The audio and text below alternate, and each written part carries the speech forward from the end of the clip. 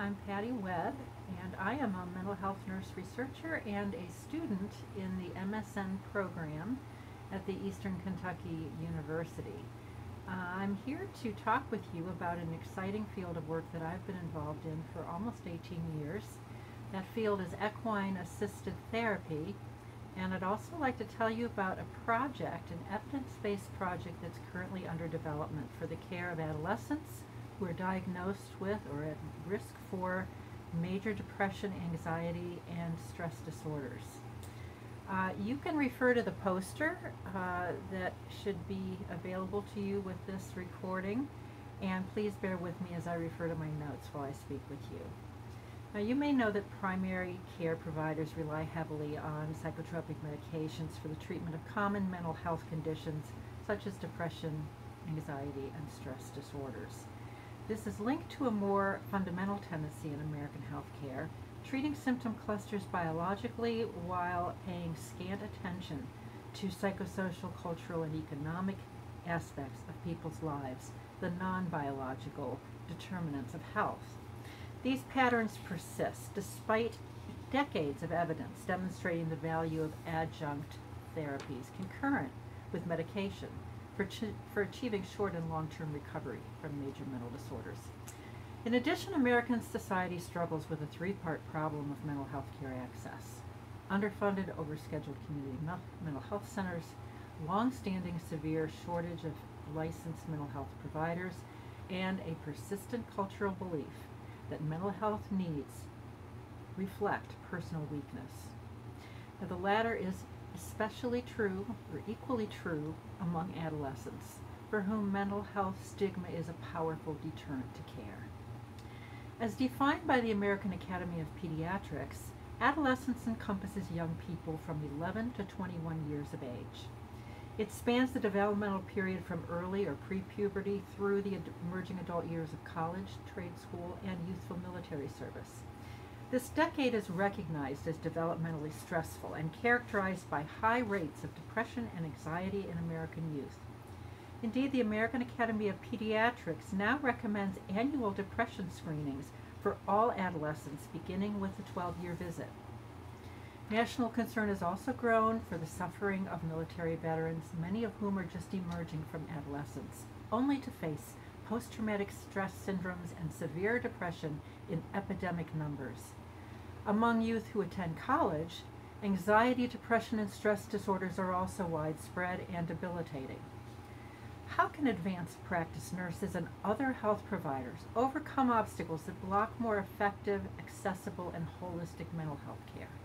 How can we better engage adolescents living in remote geographies whose families may have limited income and little insurance with mental health treatment that is more helpful, more accessible, and maybe even appealing?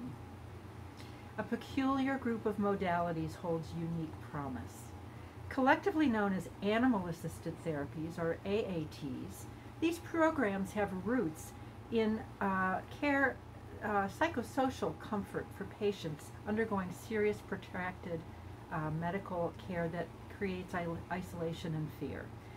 Therapy animal visits in children's hospitals and nursing homes, for example, are known anecdotally to most providers. But in recent decades, experimental and quasi-experimental trials of more formal AAT programs began appearing in the scholarly literature. Among these are programs known as equine-assisted therapies, or EAT, which involves mature horses who engage with patients to co-facilitate therapeutic work, including psychosocial learning and psychodynamic emotional growth work. Mental health conditions being addressed by these approaches now include autism spectrum disorders, mood disorders, post-traumatic stress conditions, behavioral disorders, and recovery from addictions and catastrophic events, as well as returning military veterans and survivors of domestic violence. Much outcome evidence remains informal, but systematically controlled trials of EAT are becoming increasingly available. The evidence-based project I will describe aims to test a structured program of EAT with a mental health focus, which is designed for adolescents who have been diagnosed or identified at risk for major depression, anxiety, and stress-related disorders. This program will be built on the findings of recent controlled trials employed in the treatment of adolescents with these or similar conditions. To date, no EAT published trials have been led by nurse investigators, and the field remains sparsely theorized. Yet nursing theory presents rich resources for developing a more sufficient conceptual framework for EAT programs. In particular, Margaret Newman's 1999 theory of health as expanding consciousness, commonly known as HEC, tracks closely not only with theories and protocols of psychotherapeutic work, but with EAT principles too. Newman developed methodologies for clinical practice that conceive the essence of nursing care as a willingness to invest in sustained therapeutic relationships with patients through respectful and unconditional attentiveness to their experiences of pain, illness, and suffering.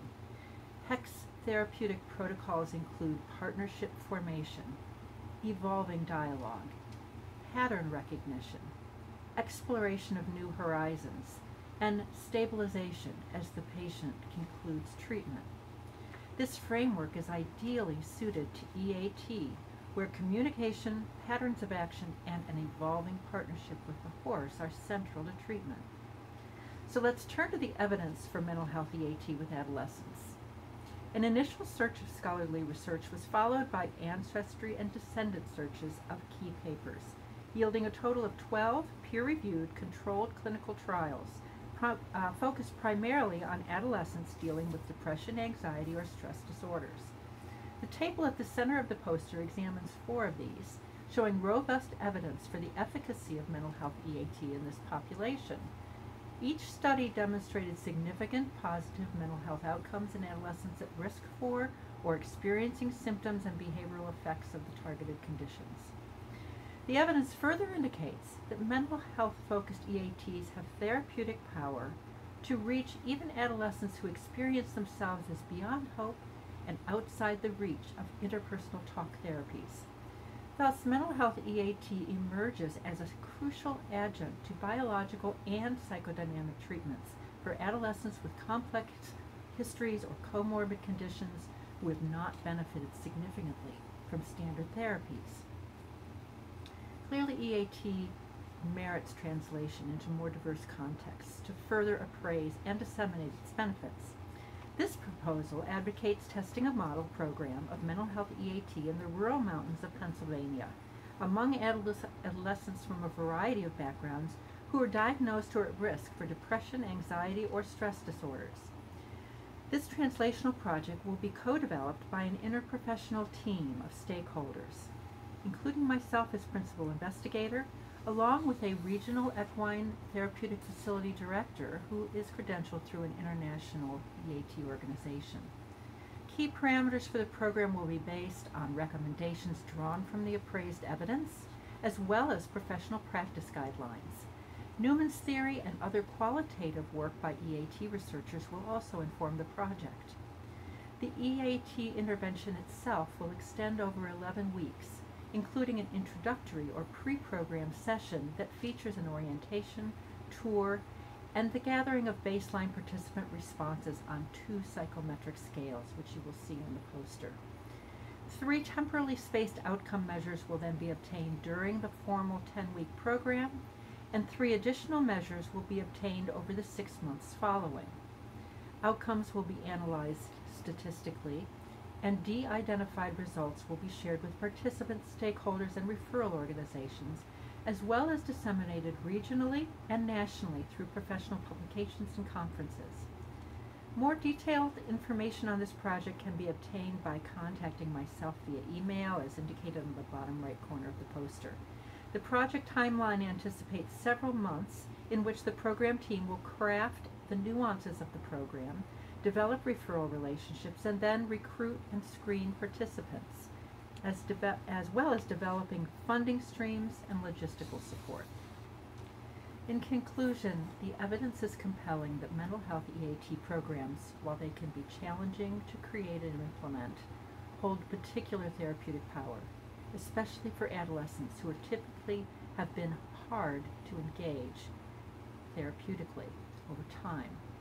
Controlled trials indicate the modality merits translation into far more communities than it can presently reach. This proposal presents an opportunity to test a structured intervention using mental health-focused EAT to treat depression, anxiety, and stress disorders among central Pennsylvania's rural youth. It may also help to bring rural mental health care out of the closed spaces of medical offices and into the open fields and mountainsides where central Pennsylvania youth carry out their lives. Thank you for your interest.